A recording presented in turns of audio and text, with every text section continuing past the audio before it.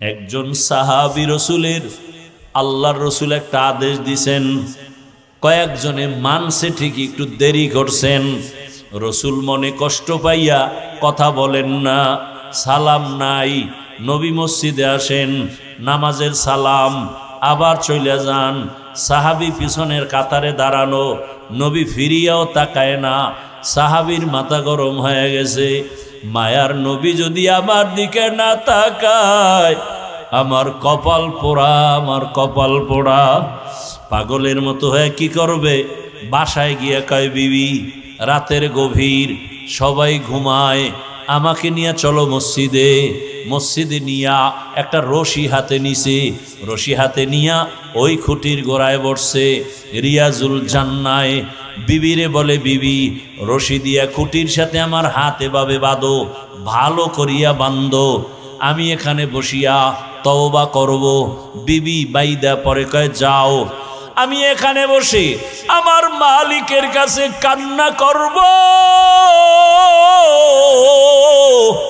আমার মালিক যদি আমাকে ক্ষমার ঘোষণা না দেন, আল্লাহর নবীর কাছে আয়াত যদি না আসে, নবী যদি আইসা আমারে বলে তোরে আল্লাহ মাফ করছি, তাহলে আমি উঠব, না হয় মৃত্যু পর্যন্ত এই খুঁটির গোড়ায় কানতেই থাকব।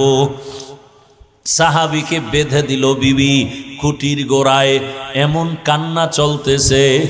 নবী তাকান্না, নামাজের ইমামতি করিয়া নবী হুজরায় চলে যান।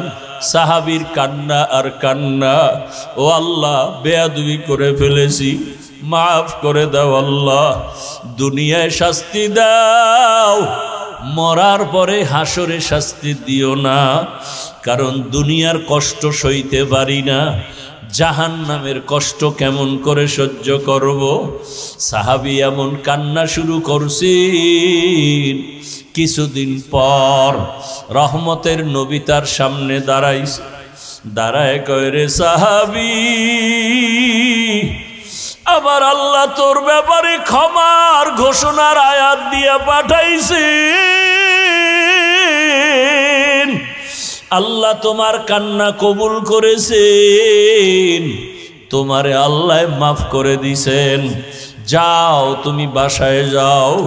সাহাবী কান্না করে, ইয়া রাসূলুল্লাহ, আমি রশি বাঁধছি, আপনি বুঝি বেজার হইছেন, আপনি খুশি হইছেন কিনা আমি বুঝার জন্য আমি চাই আপনার হাতে আমার রশি খুলবেন। যদি আপনি নিজে রশি খুলে দেন, বুঝবো আপনি আমার উপরে খুশি আছেন, রাগ নাই। নবী নিজ হাতে রশি খুলিয়া দিলেন। ওই দিন থেকে খুঁটির নাম হইছে খুঁটি তওবা নামের খুঁটি। আজও মদিনায় যাও, রওজায় গিয়া দেখো, রিয়াজুল জান্নার ওই খুঁটির উপরে আরবিতে লেখা সতুনে তওবা। ও আমার যুবক বাবারা, সাহাবায়ে কেরামদের উপরে তো আল্লাহ খুশি, আল্লাহ তো তাদের জান্নাতের ঘোষণা দিছেন, এরপরেও তাদের মধ্যে দেখো আল্লাহর রসুলের মোহাব্বত কেমন। আমি কিন্তু একটু আগেই বলছিলাম, মনের শখে কত কিছুই না মানুষ করে, তুমিও তো করছো। মনে চাইছে দাড়ি রাখবা না, নামাজ পড়বা না, পর্দা করবা না, এখনো কি শখ মিটে নাই? আমি পায়ে হাত রেখে বলি, যুবক বাবা, তোমার মতো কত যুবক র্যাব, আর্মি, পুলিশ, বিডিআরের চাকরি করে, নামাজ পড়ে, তোমার মনটাকে একটু প্রশ্ন করো, তুমি কেন পারবা না? তোমার মতো যুবক রাস্তায় গাড়ি চালায়, নামাজ পড়ে, বলো বাবা তোমার কপাল কেন খারাপ? তোমার মতো যুবক মাছ ধরে, নামাজ পড়ে, কৃষিকাজ করে, নামাজ পড়ে, বলো তুমি কেন পারো না? তোমার কপাল কেন খারাপ? তোমার মতোই তো জেনারেল লাইনের সন্তান, স্কুল কলেজে পড়ে, নামাজ ছাড়ে না, বলো তুমি কেন পারো না? তোমার কপালে না জানি কারো বরদোয়া লাগছে। বলতে পারো, হাফিজ ভাই কার বরদোয়া লাগার সম্ভাবনা? লেখা রাখে যুবক বাবারা, 3 জায়গার বরদোয়া লাগলে কসম আল্লাহর, মরার আগে তোর ধ্বংস শুরু। 1 নাম্বার জায়গা মা বাবা, 2য় জায়গা শিক্ষক, 3য় জায়গা ওলামায়ে কেরাম।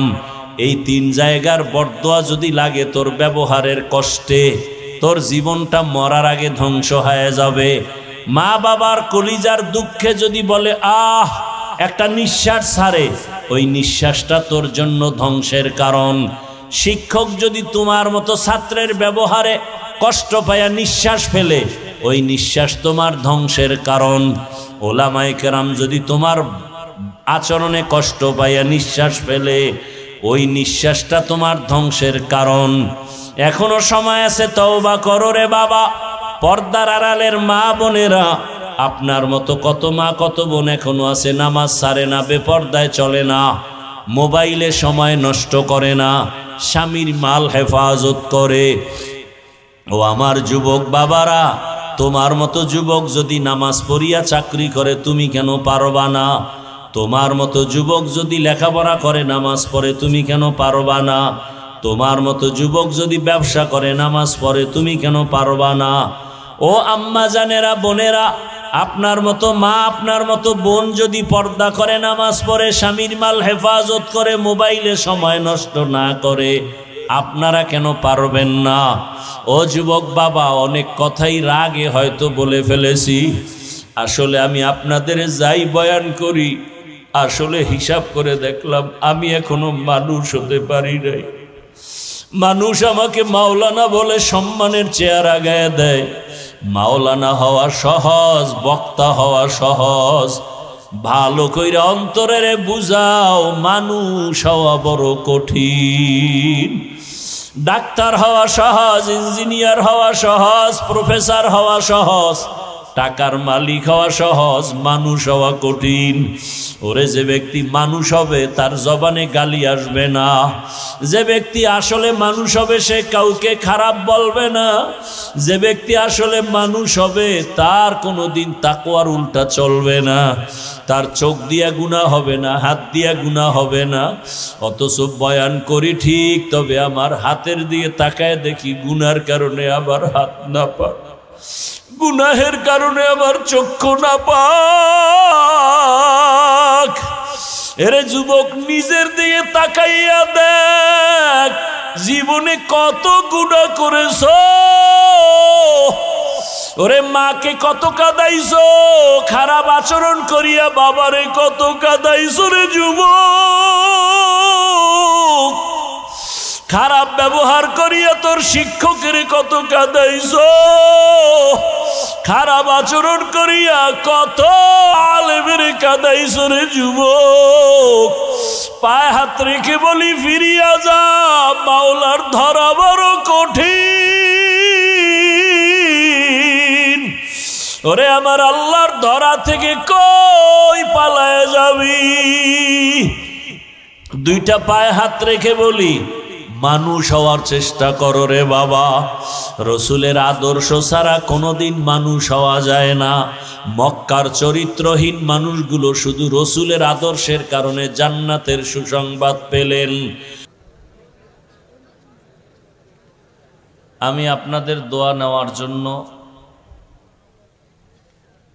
হাজির হয়েছি এবং সংক্ষিপ্ত কিছু আলোচনা রাখার নিয়তে কোরআনে হাকিমের এক আয়াতে কারিমা তিলাওয়াত করেছি। নবীজির হাদিস থেকে একটি হাদিস পড়েছি। 1 মিনিট হয় না, সাউন্ডটা সুন্দর হইল, প্রশংসা করার আগে শেষ। এত কুতুব থাকলে ওই দরগা চলে। মেশিন একটা, 3 জনে বয়ে বয়ে এটার গুতাইতেছে। এই তুই উঠেছে দিলি, হেবে মোরাদ আছে কিনা?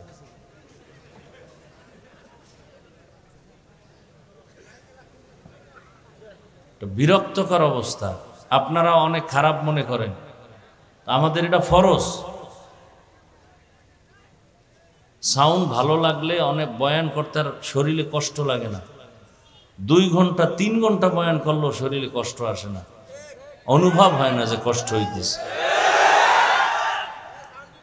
আল্লাহ পাক সবাইকে কবুল করেন।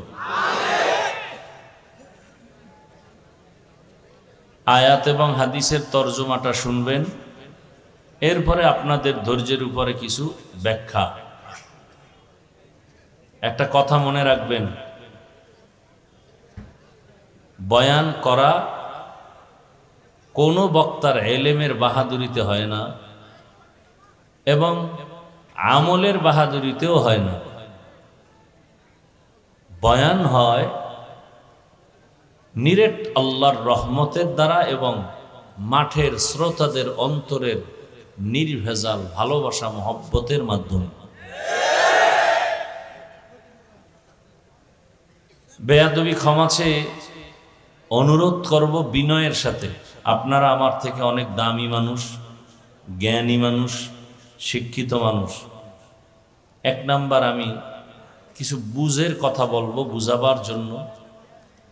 আমি প্রশ্ন করলে শুধু উত্তর দিবেন, তাও চিৎকার দিবেন না, স্বাভাবিক আওয়াজে। চিল্লাচিল্লির এখানে কোনো কাম নেই। কথা কিছু বুঝবেন, আমি যদি প্রশ্ন করি জবাব দিলেন, না করলে চুপ করে শুনতে থাকবেন। অনুরোধ করে বললাম। আল্লাহ বলেন, ওয়ামা আরসালনাকা ইল্লা রাহমাতাল লিল আলামিন। হে রাসূল করিম সাল্লাল্লাহু আলাইহি ওয়া আলিহি ওয়াসাল্লাম, আমি আল্লাহ আপনাকে পৃথিবী নামক গ্রহে প্রেরণ করি নাই, হ্যাঁ করেছি জগৎসমূহের রহমত হিসেবে।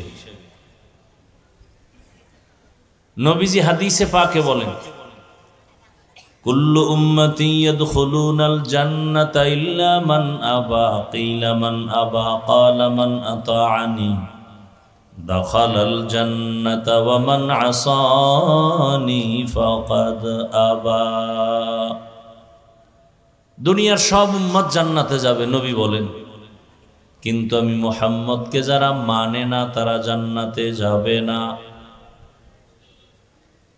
রহমতের নবী বলেন, সব উম্মতেরা জান্নাতে যাবে, যারা আমাকে মানে না তারা জান্নাতে যাবে না। কিলা মান আবা, সাহাবায়ে কেরামদের থেকে প্রশ্ন করা হলো, ইয়া রাসূলুল্লাহ, আপনাকে মানে না তারা কারা? রহমতের নবী জবাব দিলেন, মান আতাআনি দাখালাল জান্নাতা ওয়া মান আসানি ফাকাদ আবা। এই কথাটা খেয়াল করবেন। সাহাবায়ে কেরামের প্রশ্ন, নবী আপনাকে মানে না তারা কারা? নবী জবাব দিতে গিয়া প্রথমে ডাইরেক্ট জবাব দিলেন না, বরং দয়ার আওয়াজ দিলেন, মান আতাআনি দাখালাল জান্নাহ, যে আমার অনুসরণ করবে সে জান্নাতে যাবে। বিপরীত কথা আসে, যে অনুসরণ করে না সে জান্নাতে যাবে না। খেয়াল করেন, সাহাবায়ে কেরামের প্রশ্ন ছিল, ইয়া রাসূলুল্লাহ, আপনাকে মানে না তারা কারা? নবী জবাব দিতে গিয়ে প্রথমে দয়ার আওয়াজ দিলেন, যারা আমার অনুসরণ করবে তারা জান্নাতে যাবে। এটা হলো রসুলের কথা। এবার বিপরীত কথা কি আসে, এটা রসুল বলে না, আসে তো এটা, যে অনুসরণ করে না সে জান্নাত পাবে না। কিন্তু রসুলের কথা বলেন নাই যে আমার অনুসরণ করে না সে জান্নাত পাবে না। নবী কি বলছেন? মান আসানি ফাকাদ আবা, যে আমার বিরোধিতা করবে সে আমাকে অস্বীকারকারী হিসাবে জাহান্নামে যাবে। আমাকে অস্বীকারকারী হিসাবে জাহান্নামে যাবে কে? যে আমার বিরোধিতা করবে। এখানে বুঝার মতো একটা কঠিন পয়েন্ট আছে। তরজমা বলা শেষ, হাদিসের উপরে কিছু ব্যাখ্যা, তারপরে আয়াত নিয়ে কিছু কথা। রহমতের নবী বললেন, সব উম্মত জান্নাতে যাবে, যারা আমাকে মানে না তারা জান্নাতে যাবে না। সাহাবায়ে কেরামের প্রশ্ন, আপনাকে মানে না তারা কারা? রহমতের নবী বলছেন, যারা আমার অনুসরণ করবে তারা জান্নাতে যাবে, যারা আমার বিরোধিতা করবে তারা জাহান্নামে যাবে। তাহলে যে ব্যক্তি নবীর অনুসরণ করে সে জান্নাতে যাবে, আর যে বিরোধিতা করবে সে জাহান্নামে যাবে। বাট যে অনুসরণ করে না তাকে জাহান্নামী বলা যাবে। তাহলে নবীর অনুসরণ যারা করে না এরা দুই দলে ভাগ করা। কয় দল? এক দল দরদি আর এক দল বিরোধী, এক দল আগ্রহী আর এক দল বিদ্রোহী। যেমন এই ওদিকে কি ফেরেশতা,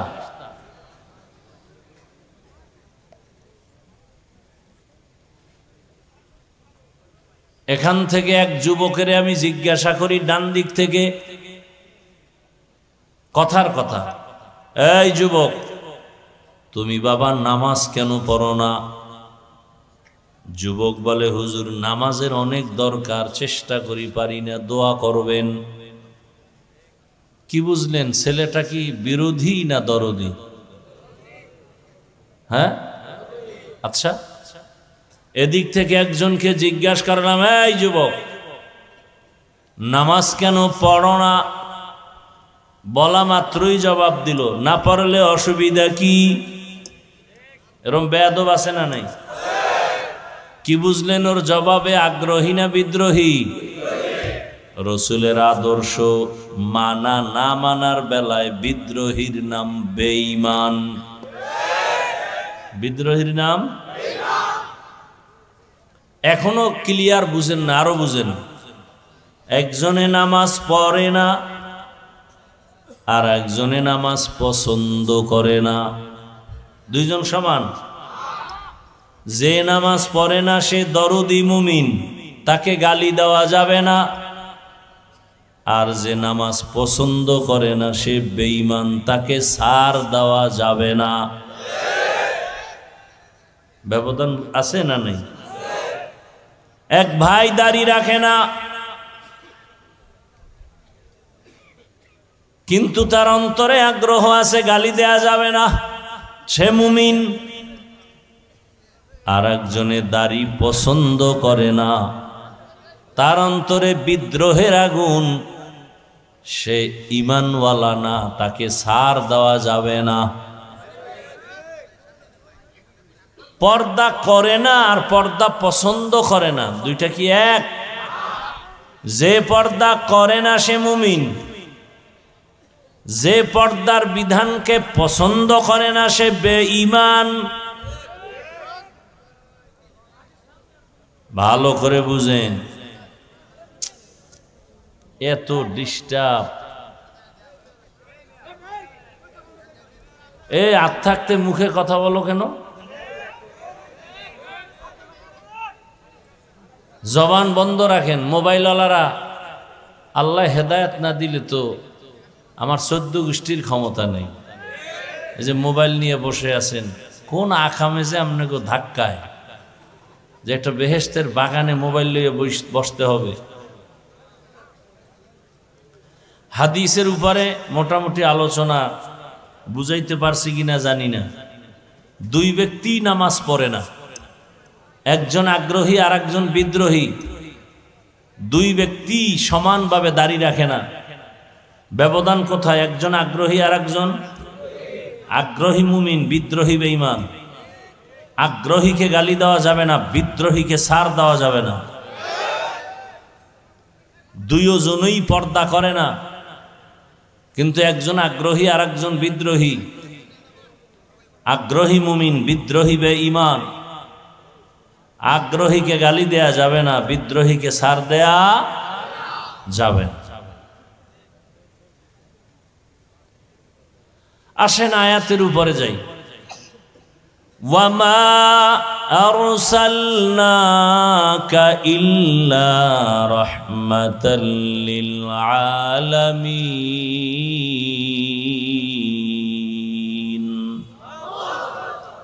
আল্লাহ বলেন, হে রাসূল আমি আপনাকে দুনিয়ায় পাঠাই নাই, দুনিয়ায় পাঠাই নাই, হ্যাঁ পাঠিয়েছি। জগৎ সমূহের রহমত করে। আচ্ছা, ডাইরেক্ট বললেই তো হইতো রাসূল আপনাকে রহমত করে পাঠাইলাম। প্রথমে বললেন পাঠাই নাই, এরপরে বললেন হ্যাঁ পাঠিয়েছি রহমত হিসাবে। ঘুরাইয়া বললেন কেন? এর অনেক জবাবের মূল কথা হলো দুনিয়ার মানুষের জেহেনটাকে খালি করলেন। আর বললেন রহমতের নবী, শেষ নবী, কিয়ামত পর্যন্ত যার আদর্শ চলবে সেই নবী, আমি তাকে অকল্যাণের জন্য পাঠাই নাই, আমি তাকে পাঠাইছি হেদায়েতের জন্য এবং মানুষের স্থায়ী কল্যাণের জন্য। অর্থাৎ তার পুরাটাই রহমত, কোনো গজব নাই, জহমত নাই, পুরাটাই রহমত। এরপরে তরজমা করলাম জগৎ সমূহের জন্য রহমত। অনেকে তরজমা করে রহমত। উভয় জগৎ মানে দুনিয়ার জগৎ আর আখিরাতের জগৎ। আসলে তো জগতেই উভয় না, রূহের একটা জগৎ আলাদা, মায়ের গর্ভের জগৎ আলাদা, দুনিয়ার জগৎ আলাদা। হাসরের মাঠে উঠার আগে কবর জগৎ আলাদা, হাসরের ময়দানের জগৎ আলাদা। জান্নাতের ভেতর আর জাহান্নামের ভেতরে আর একটা আলাদা জগৎ। সব জগতের জন্য আমার আল্লাহ হলেন রব, রহমতের নবী হলেন রহমত। আমার আল্লাহ হলেন রব্বুল আলামিন, রহমতের নবী হলেন রহমাতুল্লিল আলামিন। जहाँ तक आए रबूबियत खुदा का वहाँ तक है नबूवत मुस्तफा का। रबूबियत खुदा का आए जहाँ तक नबूवत मुस्तफा की है वहाँ तक। हाँ, बयान तो चलते से हरदमे, এত হরতাল, এত করোনা, বয়ান চলতেছে, কিন্তু আমলের খাতা বড় শূন্য। দীর্ঘ টাইম বৈশা একটা পাত্রের মধ্যে পানি নিবে, পানি তো বোতল থেকে বোতলে পানি ঢালতেছে দীর্ঘ টাইম, কিন্তু বোতল ভরে না। কেন? মুখ অন্যদিকে বাঁকা হয়ে আছে, মুখ অন্যদিকে বাঁকা। এইটার সালায় কেটে বন্ধ করবি না মোনাজাত দিয়ে জামুগা? এই মানুষ তো তালের পাগল, আর এই তাল বেতালের ওয়াজ আমরা পারি না করতে, কারণ খুব কষ্ট করে আসি, কলিজার থেকে কিছু কথা বলার নিয়ত করে বসি। আউল ফাউল ভেজাল করলে আর ওয়াজ হয়? এই কথা ওখানে কথা, বড় মুসিবত। মোবাইল নিয়ে এক ঝামেলা, কেউ বাদাম খায়, কেউ বুট খায়, কেউ বিড়ি টানে, কিন্তু ওয়াজের আগ্রহ নাই। আসছে হাফিজুর রহমান আসবে, একটু দেখি কি কয়। আসলে আগ্রহ নাই। এটা ফজর পরে নাই, জহুর পরে নাই, আসর পরে নাই, মাগরিব পরে নাই, এশাও পরে নাই, সারা রাত্র মোবাইলে করে আকাম। কি ওয়াজ শুনবে?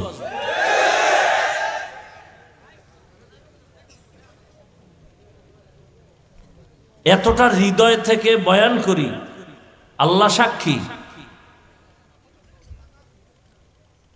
যে কেউ যদি অন্তর থেকে চায় আমি পাও ধরবো, নামাজ ধরবে, আমি নিচে নেমে পাও ধরবো, এই দিলের ভালোবাসা নিয়ে বসি।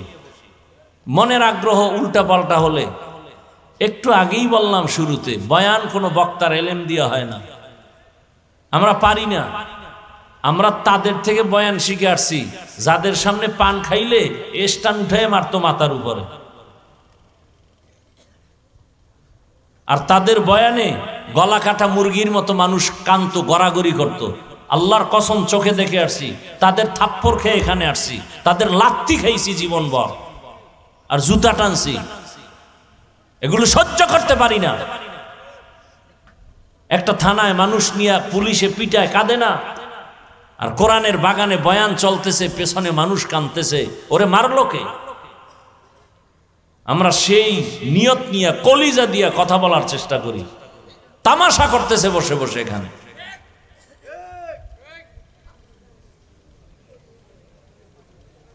আমার পরে কেউ বয়ান করবে? হ্যাঁ, আপনাকে এই অঞ্চলে তো এমনি আসিনি, দুই একটা নেই, যদি এরকম করে তো কি করবো আমি বলেন? এত বক্তা ওয়াজ করছে, মোবাইলের বিরুদ্ধে কেউ বলছে? বাংলাদেশে আমি যেই পরিমাণ বলি প্রত্যেকটা বয়ানে,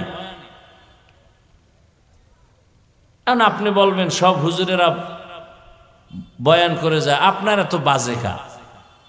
এই জবাব আমার কাছে নাই মরার পর ছাড়া।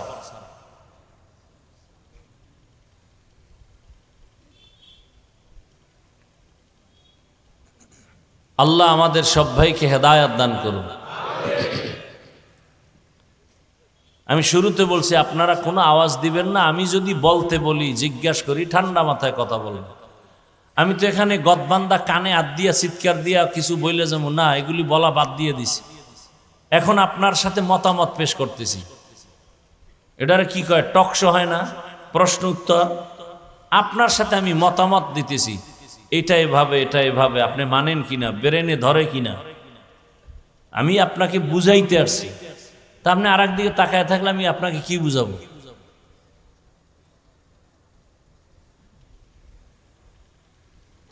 আপনাকে তো বয়ান করারই কথা না। বয়ান করবো হিন্দুদেরকে, খ্রিস্টানদেরকে, যারা আল্লাহ চিনে না, নবী চিনে না, কোরআন বুঝে না, আখেরাত বুঝে না। আপনাকে বয়ান করব কেন? আপনি তো আমাদের থেকে মহাপণ্ডিত, কোরআন বুঝেন, হাদিস বুঝেন, হুজুরগো ভুল ধরেন।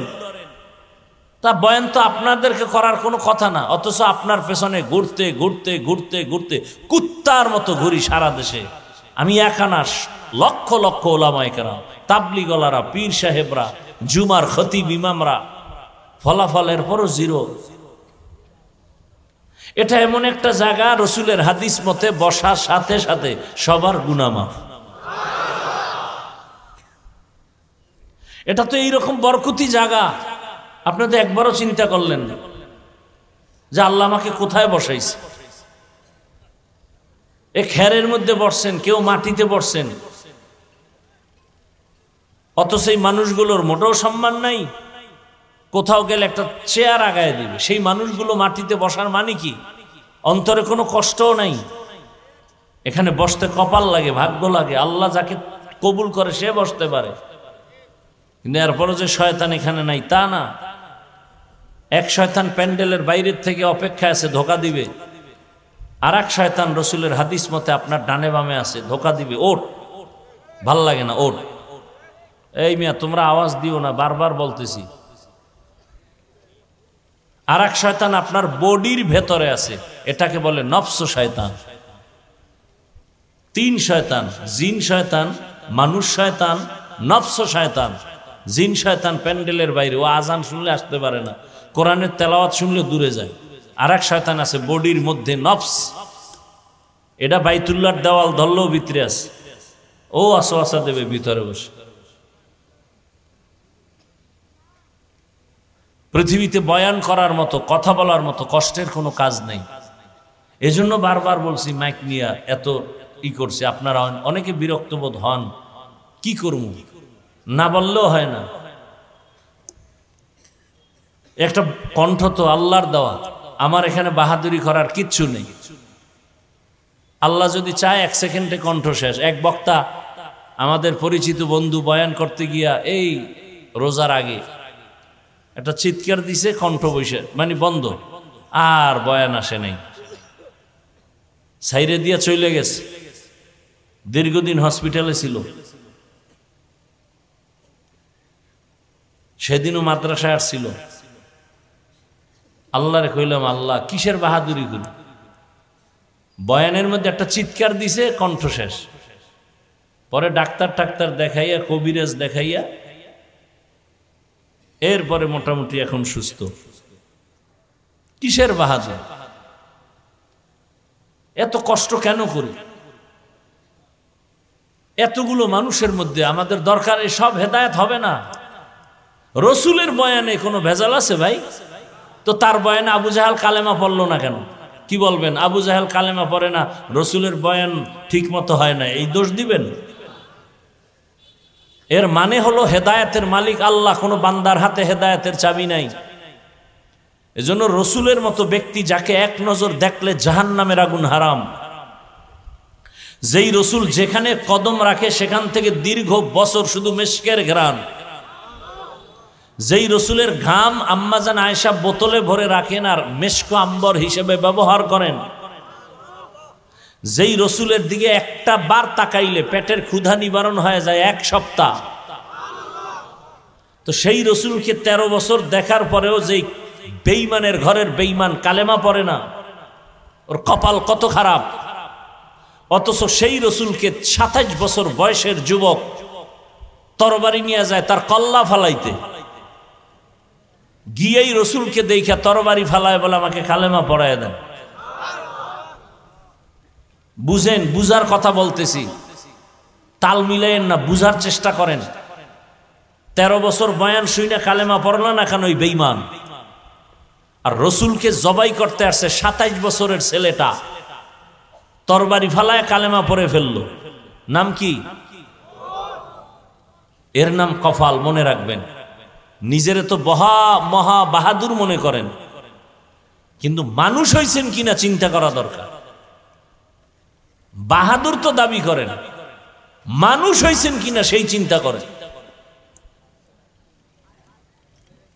এখানে আপনারা সব মুসলমান, আমিও মুসলমান। আপনার আমার আল্লাহ এক, নবী এক, কোরআন এক, কাবা এক, ধর্ম এক, কালেমা এক। অথচ আমি টুপি খুলতে চাই না, আর আপনাকে টুপির জন্য আলাদা বয়ান দিতে হয়, আপনি দিতে চান না। আপনি কোন জগতের মুসলমান? আমি দাড়ি কাটতে চাই না, আর আপনি দাড়ি রাখতে চান না, আলাদা বয়ান দিতে হয়, তাও মায়া লাগায় বয়ান দিতে হবে। কর্কশ ভাষা বলা যাবে না, গরম ভাষা বলা যাবে না, কত নরম ভাষায় বলি। অথচ আপনি মুসলমান। আমি পর্দা না করলে লজ্জা পাই, আর আপনি পর্দা করতে গেলে লজ্জা পান। আপনি কেমন মুসলমান? আমি মুসলমান, মসজিদে না ঢুকলে লজ্জা পাই, আর আপনি মুসলমান, মসজিদে ঢুকতে গেলে লজ্জা পান। আপনি মুসলমান আর দাবি করেন আপনি বড় বাহাদুর। বুঝাবার জন্য বলছি, কাউকে আক্রমণের জন্য না। বিবেকটাকে একটু নাড়া দেন। মানুষের শখ থাকে সিনেমা হলে গেলে জানি কি মজা, কারণ শয়তান তো অসওয়াসা দেয়, আমাকেও দেয়, আপনাকেও দেয়। গুনাহের আকর্ষণ যার মধ্যে নাই সে মানুষ না। গুনাহ করার প্রতি আকর্ষণ আমার মধ্যেও আছে, আপনার মধ্যেও আছে।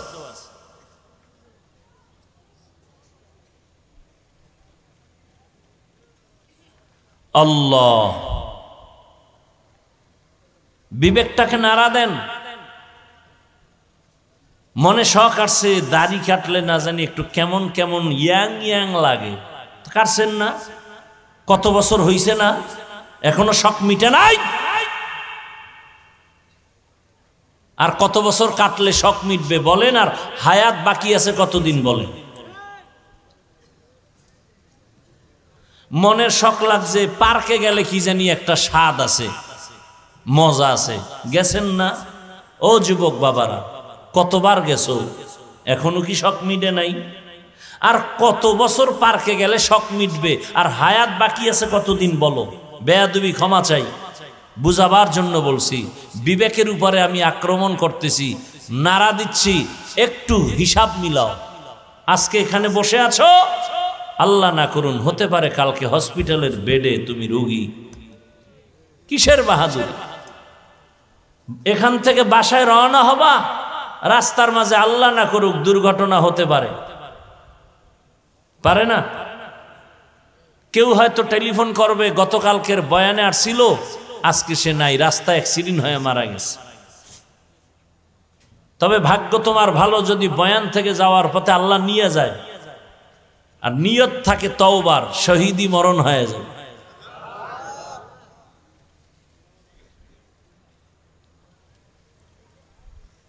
মনে শখ লাগছে সারা রাত মোবাইলে গুনাহ করবা, করছো তো বাবা। আর কত বছর তোমার করলে এখনো শখ মিটে নাই, আরো লাগবে কত বছর, হায়াত বাকি কত, তাও চিন্তা করো। ওই শখ তো আমি মিটাইতে পারি নাই। সেদিন ঢাকাতে এক জায়গায় গেছি, লোকটা আমার ভক্ত কিন্তু সরাসরি দেখে নাই। ঢুকলাম, গাড়ির মধ্যে বসছি, সেও ভিতরে ঢুকছে। কোনো একটা কাজের ক্ষেত্রে আমাকে কথা বলতেছে, পরে বলে হুজুর আমি তো আপনার ভক্ত, দেখি না অনেক দিন, শুনি আজকে দেখছি, আপনার ফেসবুক আইডিটা একটু যদি দিতেন, আমি আপনার সাথে অ্যাড হইয়া একটু ভালোবাসার আদান প্রদান করতাম। আমি বললাম ভাই আমার হায়াতে আমি ফেসবুক চালাই না, বুঝার চেষ্টাও করি না। উনি কপালে হাত দিয়ে কয় হুজুর এটা কিভাবে সম্ভব, এই যুগে কেউ ফেসবুক ছাড়া থাকতে পারে, এটা হতে পারে? আমি বললাম আমার মোবাইল খুব দামি মোবাইল, অনেক দামি, আর আমি টাকা দিয়ে কিনে মোবাইল চালাই না, মানুষ হাদিয়া দেয়। কিন্তু আমার মোবাইল ইউটিউবও আমি ডিলেট করে ফেলছি, কারণ ওটার ওয়াজ শুনি মাঝে মাঝে, মেয়েদের অ্যাড আসে, বাদ দিয়ে দিছি। আজকে 3 বছর ইউটিউব নেই। হুজুর এটা কেমনে সম্ভব এই যুগে?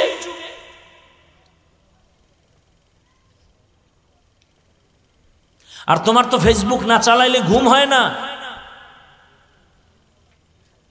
এই মোবাইল করে কত সন্তান মায়ের গালি দিছো বলো তো বাবা? মায়ের টাকা চুরি করছো, বাবার টাকা চুরি করেছো, বাবার সাথে বেয়াদবি করেছো, এই মোবাইলের কলিজায় ঢুকাইয়া শিক্ষকের সাথে বেয়াদবি করেছো। এ কথাগুলো কে বলবে আমরা না বললে?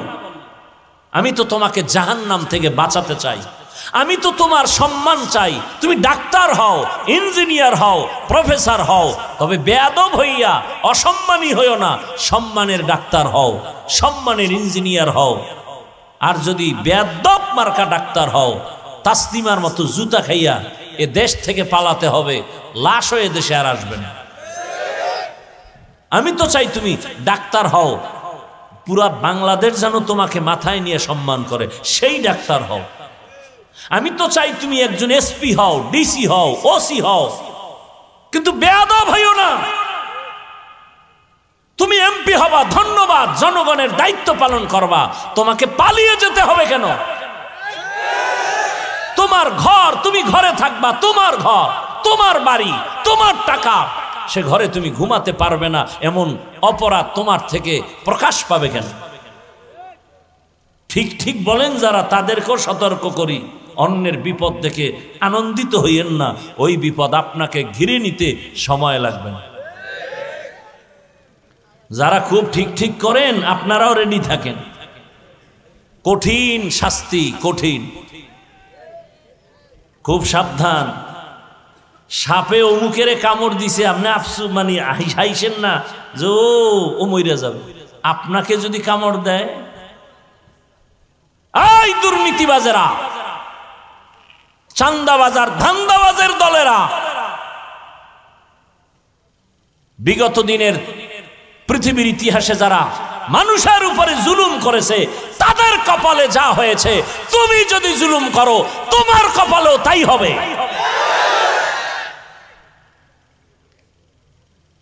রেডি থাকো। আল্লাহ হেদায়েত দান করুন, আল্লাহ হেদায়েত দান করুন। এবার একটা প্রশ্ন করব আপনাদের কাছে, আল্লাহর দিকে তাকায় জবাব দিবেন, না পারলে চুপ থাকবেন। আমরা যে কোরআন মানি, আপনারা মানেন? ইসলাম মানেন? হাদিস মানেন? আচ্ছা, আমরা যে কোরআন, হাদিস বা ইসলাম মানি, এই ইসলামটা দুর্বল, কোরআন শরীফ দুর্বল। খুব বুঝা কেন, তাল মিলেন না, বুঝা কেন? আল্লাহর কোরআন শরীফ দুর্বল, হাদিস দুর্বল, ইসলাম দুর্বল।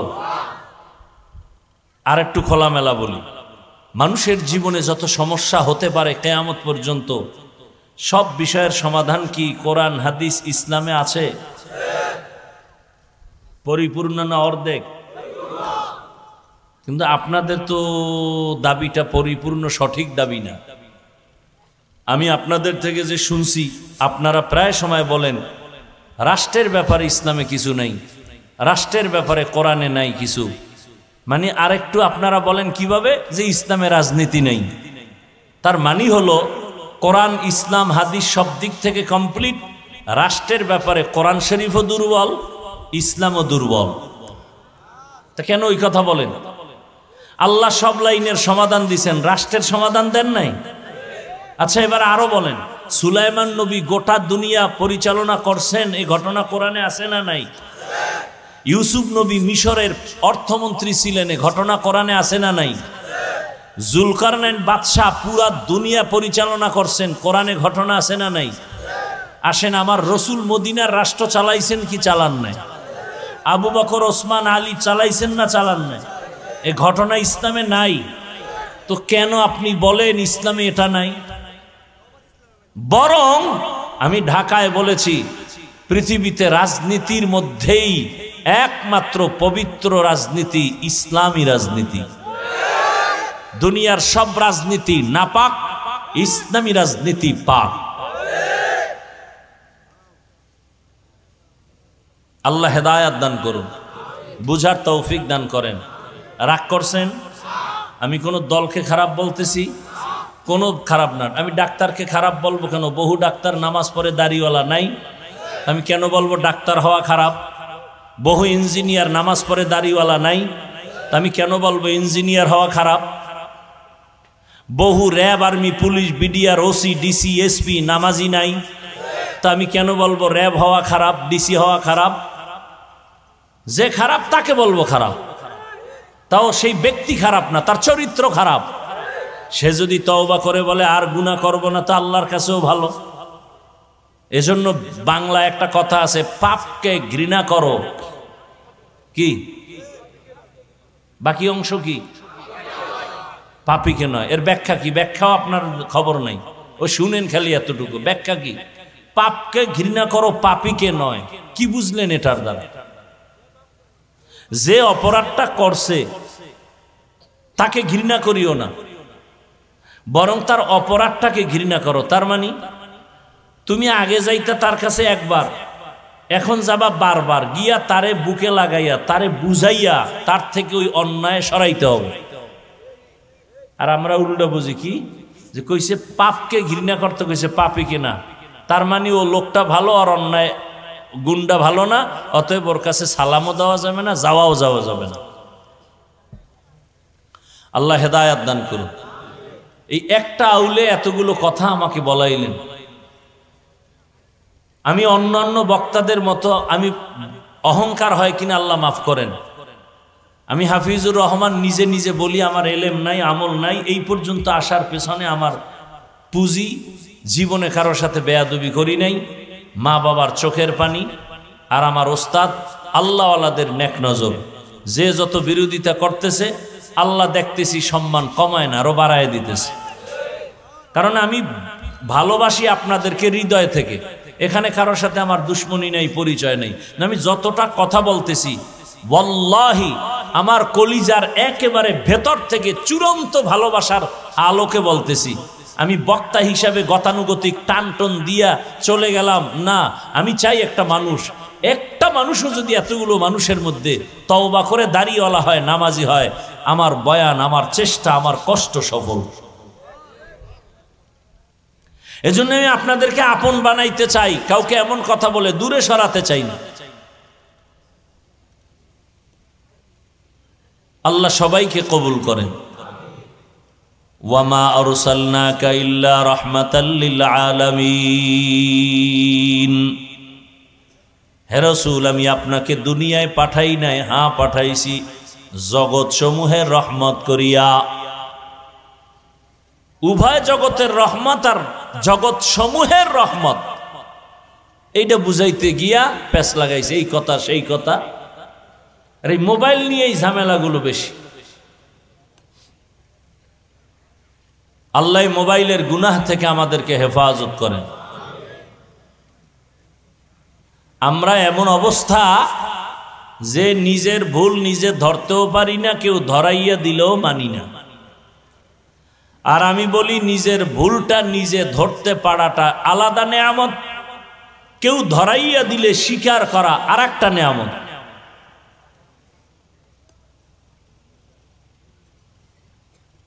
দুনিয়ার অবস্থা এতটা করুণ, আপন বাবা তার কন্যাকে গলা টিপে মেরে ফেলে, বিধবা নারী সমাজে রাখে না, বৃদ্ধাশ্রমের সিস্টেমে অন্যত্র ফেলে দেয়, নারী আর পুরুষ সব উলঙ্গ একসাথে বাইতুল্লাহ তাওয়াফ করে। এতটা খারাপ সমাজের মানুষ, তদানীন্তন সময় পৃথিবীতে ওদের মতো খারাপ চরিত্রহীন আর কোথাও ছিল না। সেই চরিত্রহীন সমাজের মাঝে আসছে রহমাতুল্লিল। আশা মাত্র পরিবর্তন শুরু। 1000 বছর অগ্নি জ্বলছিল, আগুন নিভে গেছে।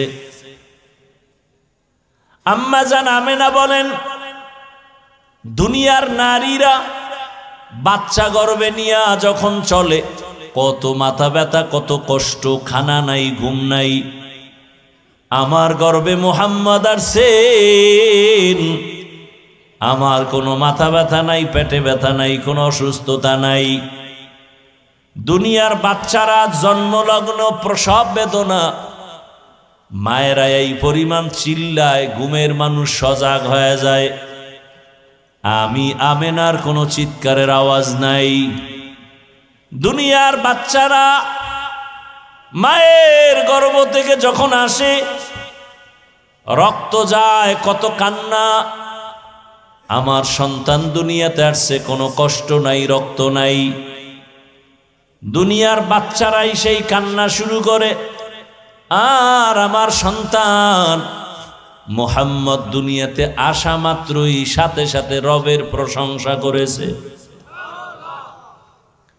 দুনিয়ার বাচ্চারা আসে উলঙ্গ, আমার সন্তানকে আমি উলঙ্গ দেখি নাই। দুনিয়ার বাচ্চারা আসে খতনা বিহীন অবস্থায়, আর আমার সন্তান আসছে খতনাকৃত অবস্থায়। আমি আমেনা, আমার সন্তান আসা মাত্র একটা নূরের আলো দেখতে পেলাম। এত পরিমাণ আলোর পাওয়ার, রোম পারস্য অনেক দূর। আমি নিজ চোখে দেখলাম, ওই প্রাসাদগুলো স্পষ্ট দেখা যায়। রহমতের নবী আসার পর জমিনের মধ্যে পরিবর্তন শুরু। নবী আস্তে আস্তে বড় হচ্ছেন। মানুষের ভালোবাসা কেমন যেন চেহারার মধ্যে শুধু আকর্ষণ, তাকাইলেই মায়া লাগে। এরে আমার কলিজার যুবক, আজকে তোমার চেহারার মধ্যে 40 বছর পর্যন্ত তোমার চেহারার আকর্ষণ যাবে না। 40 বছর পর্যন্ত তোমার চেহারার মধ্যে আলাদা একটা মায়া থাকবে। কিন্তু মাত্র তোমার 20-30 বছর বয়সের মধ্যে বলো, তোমার চেহারায় কেন মায়া নাই? তোমার চেহারার দিকে তাকাইলে কেন আকর্ষণ আসে না, মায়া লাগে না? একমাত্র কারণ তুমি গুনাহ করতেছো। গুনার কারণে আমার আল্লাহ বেজার হইয়া চেহারার নূর নিয়ে গেছে। এরপরে তোরা করো কি? এই যুবক, ভালোবাসার কারণে বলি, রাগ করিস না, মহব্বতের সাথে বলি। আবার সেই চেহারার নূর বাড়াবার জন্য কত ক্রিম, কত মেডিসিন। পরিণাম ফলে ফেরের চেহারাটার মধ্যে বরণ উঠছে, বরণ। ফেরের চেহারা 40 বছর পর্যন্ত কোনো ক্রিম লাগবে না। চালাকি করছো, এমন রোগ হইছে, কোনো ঔষধ নেই। এরপরে যারা গজবের মেডিসিন লাগাইতে যায় বিউটি পার্লারে, কালা মিয়া সান মিয়া হয়ে আসবে। এটা আরো বিপদ। আল্লাহর দেওয়া সুন্দর চেহারা, আল্লাহর কসম, দুনিয়ার কোন ঔষধ মেডিসিন এ চেহারা আকৃতি সৌন্দর্য কমাইতে পারবে, বাড়াইতে পারবে না। পৃথিবীতে কোনো মেডিসিন নাই, বরং এতটুকু পারবে, আল্লাহ যেমন দিছে ওইটাকে ফ্রেশ রাখতে পারবে। তাও ফ্রেশ থাকবে ততক্ষণ, গুনাহ থেকে দূরে থাকবা যতক্ষণ। গুনার কারণে চেহারা আকর্ষণ নাই। এই ছবিতে দেখা যায় হায় ডানা কাটা ভরি, পাগল হয়ে গেছে, এরে লাগবেই। মায় কয় তোরে রাজকন্যা আনিয়া দিমু, ছেলে এমন পায়খানা খাইছে, ছবি দেখা আমার পেতনি নিয়ে চলবো, আমার রাজকুমারী লাগবে না। এবার কাছে যাইয়া দেখে চান্দু চেহারার মধ্যে বরণ দেখা যায়, ব্রণ দেখা যায়, এটা ছবিতে ধরা পড়ে নাই। এ সত্য কথা মানো আর না মানো, স্বীকার করো। এ আকাম চলে না, চলে না। ওদিক দিয়ে আমগো হোতারা হোতা হোতা, এরা কয় খবরদার বাল্য বিবাহ চলবে না। স্যার কি চলবে? কয় আকাম চলবে, আকাম। বিবাহ চলবে না, কথা আকাম চলবে। কেমনে? কয় যে বই বের করতেছি ক্লাসে ক্লাসে, কেমনে আকাম করবি শিখাইতেছি। কেমনে গান শিখাইবে এজন্য মাস্টার রেডি। আমার সন্তানের কেমনে কোরআন শিখাবে সেই মাস্টার রেডি নাই। এই হলাম গো স্বাধীনতার ফল। কি জুলাই স্বাধীনতা। এখনো মাঠে মাঠে আন্দোলন মিছিল। কিসের স্বাধীনতা? কি এর স্বাধীন করলা? স্বাধীন করার পরে আমার শিক্ষাঙ্গনের শিক্ষিকারা শিক্ষকেরা কেন রাস্তা আন্দোলন করে? শিক্ষার মধ্যে কেন আবার হিংস্র আক্রমণ? গানের মাস্টার দেওয়ার জন্য পাগল। আল্লাহর কোরআন মুসলমানের বাচ্চাকে শিখানো দরকার, সেই মাস্টার কোথায়? খবর নাই। পারে না আমগো গলায় পাড়া দিয়া মাহফিল বন্ধ করে দেয়। কি স্বাধীন করছি কি মাহফিল বন্ধের লেগিয়া? এখনো শুনি বাংলাদেশের বিভিন্ন জায়গায় মাহফিল বন্ধ করে দেয়। আমি তো উঁচু কণ্ঠে বলেছিলাম, যারা মাহফিল বন্ধ করার জন্য চাপাবাজি করে ওদের কথাগুলো রেকর্ড কর, ভিডিও কইরা আমগো হাতে দে। ওই বেয়াদবের বিরুদ্ধে আবার আন্দোলন হবে।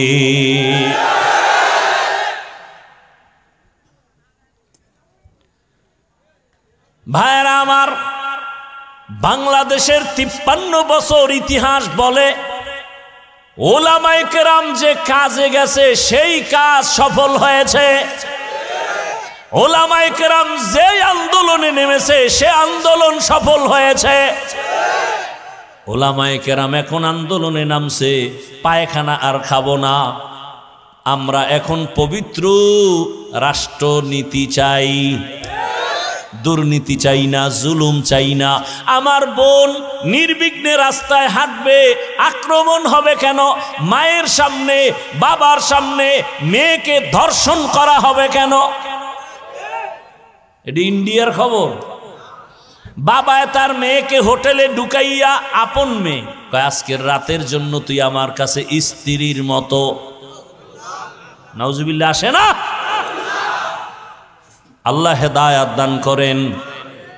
ও আমার কলিজার যুবক বাবারা, আমি যে এতক্ষণ কত কষ্ট করে কথা বলি, কারণ সব কিছুর শ্রম আমার কণ্ঠের উপরে, আর জাহেরি ভাবে শ্রম আসছে আমার হর্নের উপরে, আওয়াজের উপরে। কতটা কষ্ট হয় আমি বুঝি, কিন্তু এত বয়ান কইরাও কিন্তু একবারও বলি না, এই যুবক আমার মতো টুপি লাগাও। একবারও বলছি? বুঝো বাবা, বুঝো কি বলতে চাই, বুঝো। এই যে এতক্ষণ কষ্ট করে চিল্লাই, একবারও কিন্তু বলি না স্কুল কলেজে তালা লাগাইয়া মাদ্রাসায় যাও, কওমি মাদ্রাসায় যাও, তাবলিগে যাও, পীরের কাছে যাও। একবারও বলি নাই। বরং আমি তোমার পক্ষে একটু সাপোর্ট দেই যুবক বাবা। আমাদের মাঝে আলেমের অভাব নাই, মুফতির অভাব নাই, মুহাদ্দিসের অভাব নাই, মুফাসসিরের অভাব নাই, কিন্তু আমার দেশে আদর্শবান ডাক্তারের অভাব, আদর্শবান ইঞ্জিনিয়ারের অভাব। ইঞ্জিনিয়ার আছে, আদর্শবান ইঞ্জিনিয়ার নাই। ডিসি আছে, এসপি আছে, আদর্শবান এসপির অভাব। আমার দেশের ডিসি, এসপি, ওসিরা যদি আদর্শবান হইত, এই বাংলাদেশে কোরআনের বয়ান চলতো, কোনো সুদখোরের থেকে অনুমতি নেওয়া লাগতো না। কোরআনের বয়ান হবে, অনুমতি নিতে যাইতে হয় সুদখোরের কাছে। আল্লাহ হেদায়াত দান করুন। আরো জোরে বলেন। ভাইরা আমার, আমি চাই তুমি ডাক্তার হও, ইঞ্জিনিয়ার হও, প্রফেসর হও, তবে আদর্শবান হও। এই কথার সাথে এই কথাও লিখো।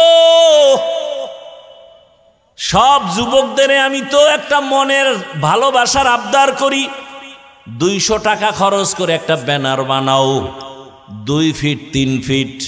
ব্যানারের মধ্যে লেখো, পৃথিবীতে দুনিয়ার সকলের আদর্শ নাপাক, রহমাতুল লিল আলামিনের আদর্শই একমাত্র পাক। ইমামুল আউয়ালিন আল আখিরিন, বাহরে সদকা রহমাতাল লিল আলামিন, সাইয়্যিদুল কাউনাইন খাতমুল মুরসালিন, আখির আহমদ বুদে ফখরুল আউয়ালিন। আপনাদের কষ্ট হইতেছে? একটা ফ্যানও নাই স্টেজে, না? এটি সব বন্ধ রাখছেন কেন? এই ফ্যানটা ডাইনে বামে ঘুরাইতে পারে না, এই জন্য বন্ধ রাখছে। এটা ঘুরাইনে ফ্যান না, এবার দূরের থেকে দেওয়া যায় না, সব ফ্যানটি বন্ধ করে দিয়েছে।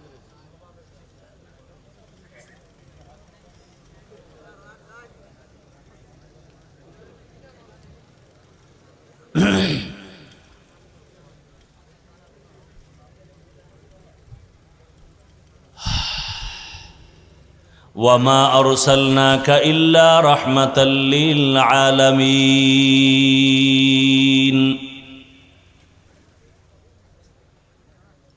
এই বইলর কই? বইলর ওটা কোন থানায় পড়ছে? তো হ্যাঁ নে মাইক নেই কি ঢাকার দেয়া? ঢাকার থেকে মাইক এনে। তো এই যুগে খারাপ মাইক আছে, আমার তো আশ্চর্য লাগে। গলাটা ধইরে গেছে আমার, এত কষ্ট হইতেছে কথা বলতে। না ওখানে শান্তি পাইলাম, হ্যাঁ নে আবার পুরা বাসর ঘর বানাই থুইছে, প্যান্ডেল ট্যান্ডেল কইরা কাপড় দিয়ে আটকাইয়া, এক জাহান্নাম। ঘামতে ঘামতে শেষ।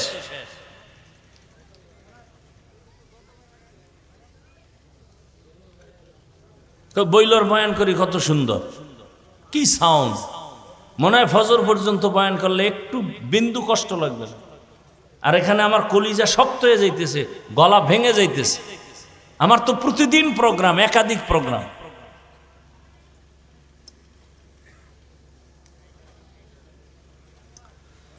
আল্লাহ রহমতের নবীর আদর্শ।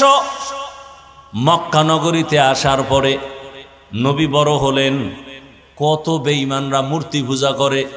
নবী গালি দেন না, বুকে লাগান, সব মুহাম্মদের পাগল, কারণ চেহারার মধ্যে আকর্ষণ।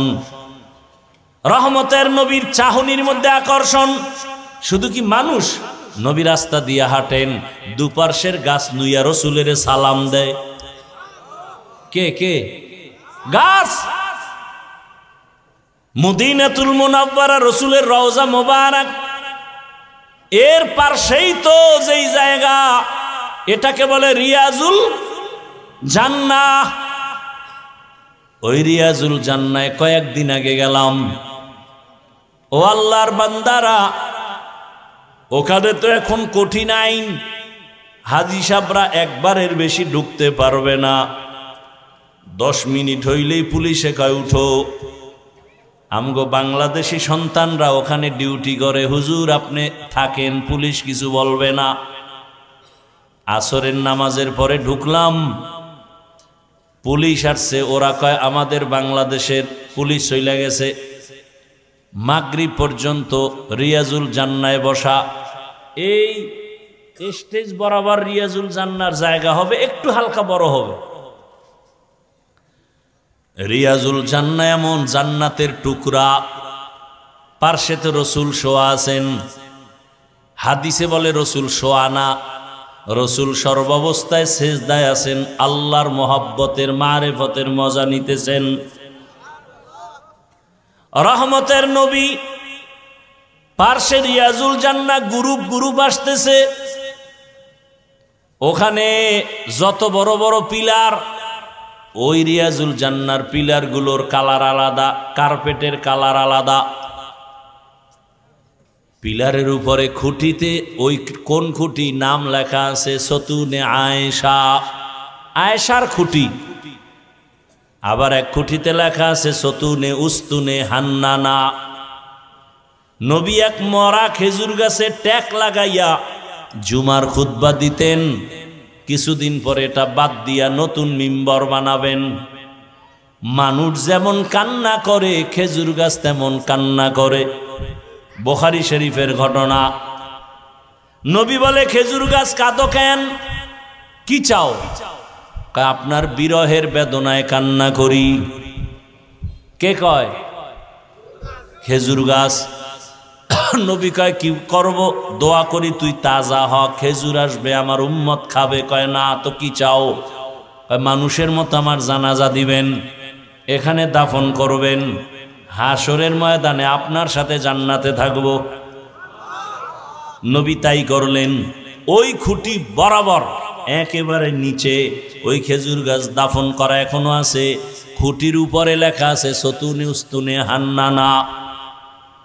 আবার এক খুঁটি, এই খুঁটি দেখি, সুযোগ পাইলে খুঁটির গোড়ায় যাই, যায় 2 রাকাত নামাজ পড়ি আর সেজদায় বসে কান্না করি।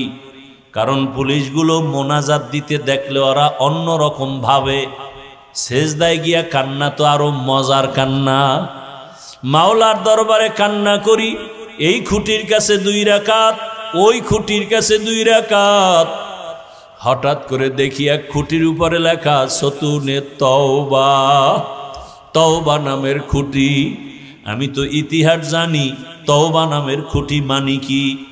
একজন সাহাবী রসুলের, আল্লাহর রসুল একটা আদেশ দিছেন, কয়েকজনে মানছে ঠিকই, একটু দেরি করছেন। রসুল মনে কষ্ট পাইয়া কথা বলেন না, সালাম নাই। নবী মসজিদে আসেন, নামাজের সালাম, আবার চলে যান। সাহাবী পিছনের কাতারে দাঁড়ানো, নবী ফিরিয়াও তাকায় না। সাহাবীর মাথা গরম হয়ে গেছে। মায়ার নবী যদি আমার দিকে না তাকায়, আমার কপাল পোড়া, আমার কপাল পোড়া। পাগলের মতো হয়ে কি করবে? বাসায় গিয়ে কয় বিবি, রাতের গভীর, সবাই ঘুমায়, আমাকে নিয়ে চলো মসজিদে। মসজিদে নিয়া একটা রশি হাতে নিছে, রশি হাতে নিয়া ওই খুঁটির গোড়ায় বসছে রিয়াজুল জান্নায়। বিবিরে বলে, বিবি রশি দিয়া খুঁটির সাথে আমার হাত এভাবে বাঁধো, ভালো করিয়া বান্ধো, আমি এখানে বসিয়া তওবা করব। বিবি বাইদা পরে কয় যাও, আমি এখানে বসে আমার মালিকের কাছে কান্না করব। আমার মালিক যদি আমাকে ক্ষমার ঘোষণা না দেন, আল্লাহর নবীর কাছে আয়াত যদি না আসে, নবী যদি আইসা আমারে বলে তোরে আল্লাহ মাফ করছি, তাহলে আমি উঠবো, না হয় মৃত্যু পর্যন্ত এই খুঁটির গোড়ায় কানতেই থাকবো। সাহাবীকে বেঁধে দিল বিবি খুঁটির গোড়ায়, এমন কান্না চলতেছে। নবী তাকান্না, নামাজের ইমামতি করিয়া নবী হুজরায় চলে যান। সাহাবীর কান্না আর কান্না, ও আল্লাহ বেয়াদবি করে ফেলেছি, মাফ করে দাও আল্লাহ, দুনিয়ায় শাস্তি দাও, মরার পরে হাসরে শাস্তি দিও না, কারণ দুনিয়ার কষ্ট সইতে পারি না। জাহান্নামের কষ্ট কেমন করে সহ্য করব।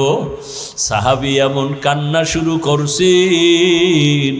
কিছুদিন পর রহমতের নবী তার সামনে দাঁড়ায় কয়, রে সাহাবী,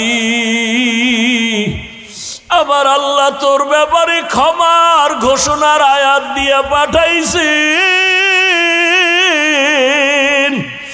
আল্লাহ তোমার কান্না কবুল করেছেন, তোমারে আল্লাহ মাফ করে দিছেন, যাও তুমি বাসায় যাও। সাহাবী কান্না করে, ইয়া রাসূলুল্লাহ, আমি রশি বাঁধছি, আপনি বুঝি বেজার হইছেন? আপনি খুশি হইছেন কিনা আমি বুঝার জন্য আমি চাই আপনার হাতে আমার রশি খুলবেন। যদি আপনি নিজে রশি খুলে দেন বুঝবো আপনি আমার উপরে খুশি আছেন, রাগ নাই। নবী নিজ হাতে রশি খুলিয়া দিলেন। ওই দিন থেকে খুঁটির নাম হইছে খুঁটি তওবা নামের খুঁটি। আজও মদিনায় যাও, রওজায় গিয়া দেখো, রিয়াজুল জান্নার ওই খুঁটির উপরে আরবিতে লেখা সতুনে তওবা। ও আমার যুবক বাবারা, সাহাবায়ে কেরামদের উপরে তো আল্লাহ খুশি, আল্লাহ তো তাদের জান্নাতের ঘোষণা দিছেন। এরপরেও তাদের মধ্যে দেখো আল্লাহর রসুলের মোহাব্বত কেমন। আমি কিন্তু একটু আগেই বলছিলাম মনের শখে কত কিছুই না মানুষ করে, তুমিও তো করছো। মনে চাইছে দাড়ি রাখবা না, নামাজ পড়বা না, পর্দা করবা না, এখনো কি শখ মিটে নাই? আমি পায়ে হাত রেখে বলি, যুবক বাবা, তোমার মতো কত যুবক র্যাব, আর্মি, পুলিশ, বিডিআরের চাকরি করে, নামাজ পড়ে। তোমার মনটাকে একটু প্রশ্ন করো, তুমি কেন পারবা না? তোমার মতো যুবক রাস্তায় গাড়ি চালায়, নামাজ পড়ে, বলো বাবা তোমার কপাল কেন খারাপ? তোমার মতো যুবক মাছ ধরে, নামাজ পড়ে, কৃষি কাজ করে, নামাজ পড়ে, বলো তুমি কেন পারো না? তোমার কপাল কেন খারাপ? তোমার মতোই তো জেনারেল লাইনের সন্তান, স্কুল কলেজে পড়ে, নামাজ ছাড়ে না, বলো তুমি কেন পারো না? তোমার কপালে না জানি কারো বরদোয়া লাগছে। বলতে পারো হাফিজ ভাই কার বরদোয়া লাগার সম্ভাবনা? লেখা রাখে যুবক বাবারা, 3 জায়গার বরদোয়া লাগলে কসম আল্লাহর, মরার আগে তোর ধ্বংস শুরু। 1 নাম্বার জায়গা মা বাবা, 2য় জায়গা শিক্ষক, 3য় জায়গা ওলামায়ে কেরাম। এই 3 জায়গার বরদোয়া যদি লাগে তোর ব্যবহারের কষ্টে, তোর জীবনটা মরার আগে ধ্বংস হয়ে যাবে। মা বাবার কলিজার দুঃখে যদি বলে আহ, একটা নিঃশ্বাস ছাড়ে, ওই নিঃশ্বাসটা তোর জন্য ধ্বংসের কারণ। শিক্ষক যদি তোমার মতো ছাত্রের ব্যবহারে কষ্ট পায়া নিঃশ্বাস ফেলে, ওই নিঃশ্বাস তোমার ধ্বংসের কারণ। ওলামায়ে কেরাম যদি তোমার আচরণে কষ্ট পায়া নিঃশ্বাস ফেলে, ওই নিঃশ্বাসটা তোমার ধ্বংসের কারণ। এখনো সময় আছে, তওবা করো রে বাবা। পর্দার আড়ালের মা বোনেরা, আপনার মতো কত মা কত বোন এখনো আছে নামাজ ছাড়ে না, বেপর্দায় চলে না, মোবাইলে সময় নষ্ট করে না, স্বামীর মাল হেফাজত করে। ও আমার যুবক বাবারা, তোমার মতো যুবক যদি নামাজ পড়িয়া চাকরি করে, তুমি কেন পারবা না? তোমার মতো যুবক যদি লেখাপড়া করে, নামাজ পড়ে, তুমি কেন পারবা না? তোমার মতো যুবক যদি ব্যবসা করে, নামাজ পড়ে, তুমি কেন পারবা না? ও আম্মা জানেরা, বোনেরা, আপনার মতো মা, আপনার মতো বোন যদি পর্দা করে, নামাজ পড়ে, স্বামীর মাল হেফাজত করে, মোবাইলে সময় নষ্ট না করে, আপনারা কেন পারবেন না? ও যুবক বাবা, অনেক কথাই রাগে হয়তো বলে ফেলেছি। আসলে আমি আপনাদের যাই বয়ান করি, আসলে হিসাব করে দেখলাম আমি এখনো মানুষ হতে পারি নাই। মানুষ আমাকে মাওলানা বলে সম্মানের চেয়ার আগায় দেয়। মাওলানা হওয়া সহজ, বক্তা হওয়া সহজ। ভালো কইরা অন্তরে বুঝাও, মানুষ হওয়া বড় কঠিন।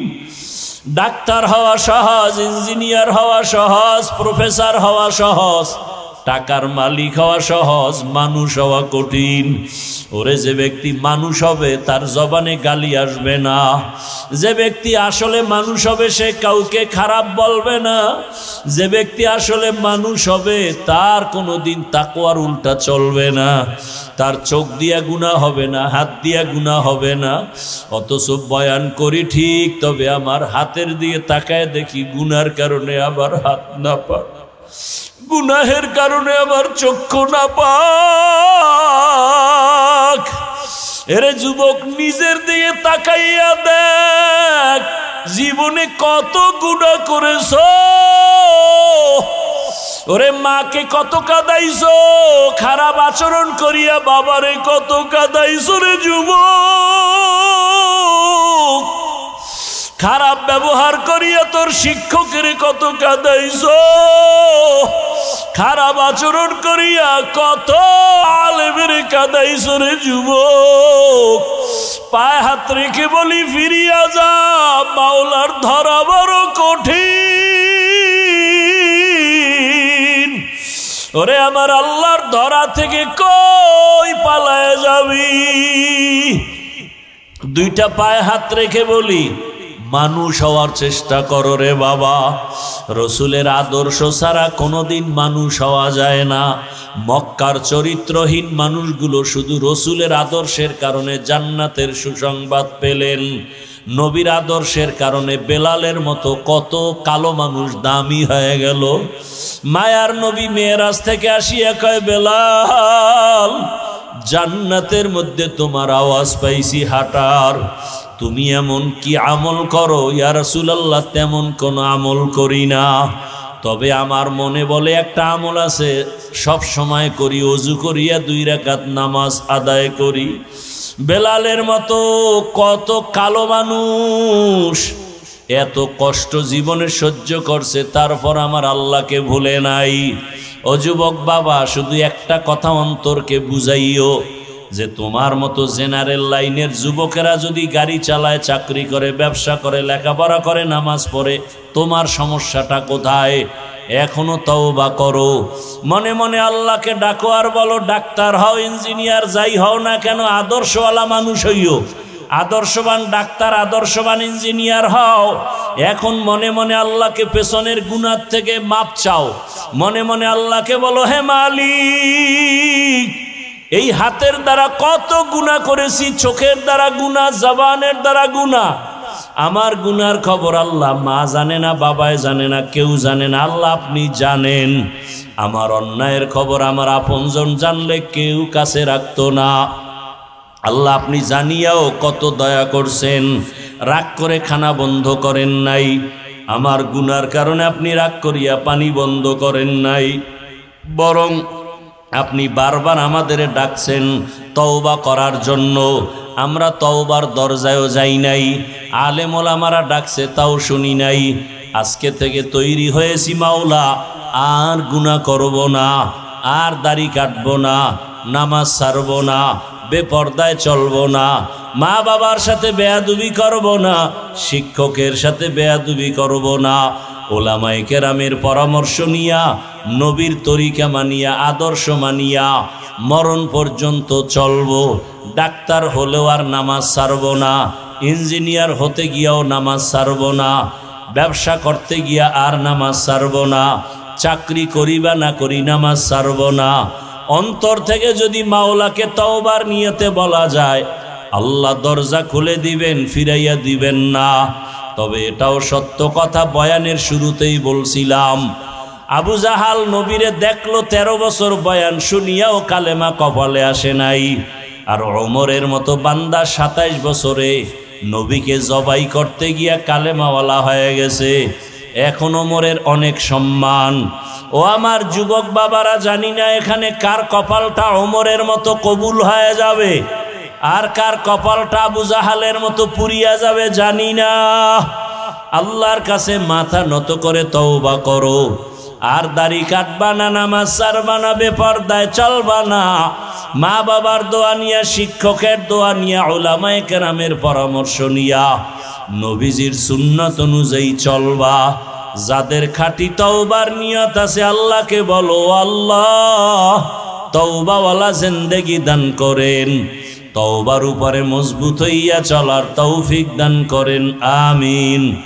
আলহামদুলিল্লাহি রাব্বিল আলামিন والصلاة والسلام على سيد الأنبياء والمرسلين وعلى آله وأصحابه أجمعين يا أرحم الراحمين يا أرحم الراحمين يا أرحم الراحمين اللهم إنك عفو كريم تحب العفو فاعف عنا اللهم إنا نسألك علما نافعا ورزقا واسعا وشفاء من كل داء اللهم إنا نعوذ بك من البرص والجنون والجذام وسيء الأسقام يا الله محفل قبول করেন আয় আল্লাহ মাদ্রাসা কবুল করে নেন,